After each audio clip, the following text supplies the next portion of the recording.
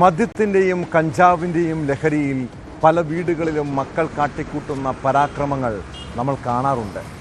എന്നാൽ പത്തനംതിട്ട കൂടലിൽ കഞ്ചാവ് ലഹരിയിൽ ഒരു പിതാവ് സ്വന്തം കുഞ്ഞിനോട് കാട്ടിയ ക്രൂരത അങ്ങേയറ്റം മനുഷ്യത്വരഹിതമാണ്.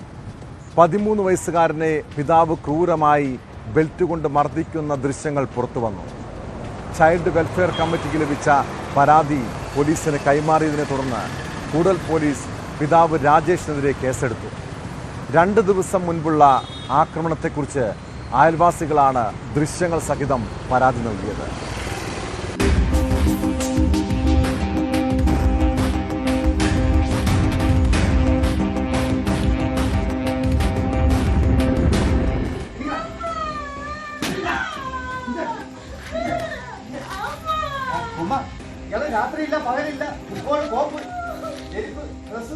കൂടൽ സ്വദേശിയായ രാജേഷാണ് 13കാരനായ മകനെ വീട്ടിൽ വെച്ച് ബെൽറ്റ് കൊണ്ട് ക്രൂരമായി മർദ്ദിച്ചത്. 2 ദിവസം മുമ്പാണ് സംഭവം നടന്നത്. പുതിയ വസ്ത്രങ്ങളും ചെരുപ്പും വാങ്ങാൻ കുട്ടി ആവശ്യപ്പെട്ടതാണ് പ്രകോപനത്തിന് കാരണം.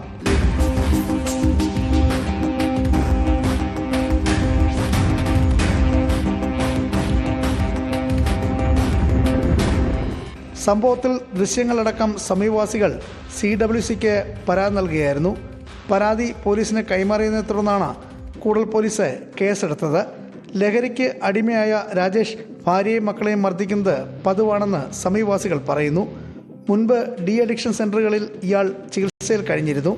അയൽവാസികളും നാട്ടുകാരും രാജേഷിനെതിരെ രംഗത്ത് വന്നതോടെയാണ് പോലീസ് കേസെടുത്തത്.